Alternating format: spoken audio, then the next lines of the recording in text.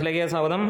പ്രേമലു ഭ്രമയുഗം അതിൻ്റെ പിന്നാലെ മഞ്ഞുമ്മൽ ബോയ്സും 50 കോടി ക്ലബിലേക്ക് എത്തിയിരിക്കുകയാണ്. ഫെബ്രുവരി മലയാള സിനിമയെ സംബന്ധിച്ചിടത്തോളം ഒരു വമ്പൻ മാസമായി മാറുകയാണ്.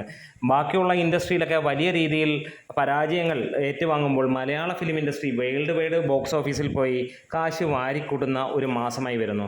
നമ്മളുടെ ഒരു കുഞ്ഞൻ ഇൻഡസ്ട്രി എത്രത്തോളം ഗംഭീരമായിട്ടാണ് അന്യഭാഷകളിൽ പോയി അല്ലെങ്കിൽ അന്യ രാജ്യങ്ങളിൽ പോയി പെർഫോമൻസ് എന്നുള്ളത് ഇപ്പോൾ നമുക്ക് കാണാൻ കഴിയുകയാണ്. ഇവിടെ ഈ ഒരു പട്ടികയിലേക്ക് 3ാമത്തെ താരമായി എത്തിയിരിക്കുന്നു മഞ്ഞുമ്മൽ ബോയ്സ് എന്നുള്ളതാണ്. മഞ്ഞുമ്മൽ ബോയ്സ് ഒരു പക്ഷേ ഇൻഡസ്ട്രി ഹിറ്റിലേക്ക് പോകും എന്നുള്ളത് തന്നെയാണ് നമുക്ക് പ്രതീക്ഷയുള്ളത്. കാരണം ആ സിനിമ 7ാം ദിവസമാണ് ഇന്ന്. 7ാം ദിവസം കൊണ്ട് 7ാം ദിവസമായപ്പോഴത്തേക്ക് സിനിമ 50 കോടി ക്ലബിലേക്ക് ഇടം പിടിച്ചു എന്നുള്ളതാണ്. ഇന്നും സിനിമയുടെ കളക്ഷൻ വന്നിരിക്കുന്നത് 2 കോടിക്ക് മുകളിലാണ് എന്നുള്ളൊരു കാര്യം തന്നെയാണ്.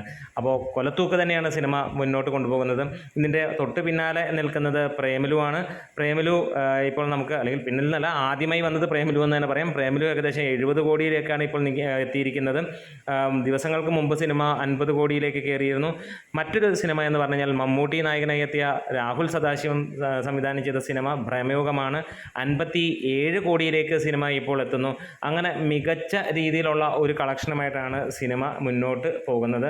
ഇതിനോടകം തന്നെ വേൾഡ് വൈഡായിട്ട് സിനിമ അത്രത്തോളം ആളുകളിലേക്ക് എത്തിയിരിക്കുകയാണ്. വരും ദിവസങ്ങളിൽ ഈ സിനിമ വലിയ രീതിയിൽ, അതായത് അടുത്ത ഒരു 20-25 ദിവസം കൊണ്ട് സിനിമ നമുക്കൊരു 180 കോടി അല്ലെങ്കിൽ 150 കോടിക്ക് മുകളിലേക്ക് എത്തുമെന്നുള്ളത് തന്നെയാണ് പ്രതീക്ഷ. കാരണം അത്രത്തോളം ഗംഭീരമായിട്ടുള്ള ബുക്കിങ്ങും അതേപോലെ തന്നെ ഉള്ള ഒരു വ്യൂസുമാണ് സിനിമയ്ക്ക് വന്നുകൊണ്ടിരിക്കുന്നത്. അപ്പോൾ നമ്മുടെ വീഡിയോസ് ഇഷ്ടമായെങ്കിൽ ഒന്ന് സപ്പോർട്ട് ചെയ്യണം.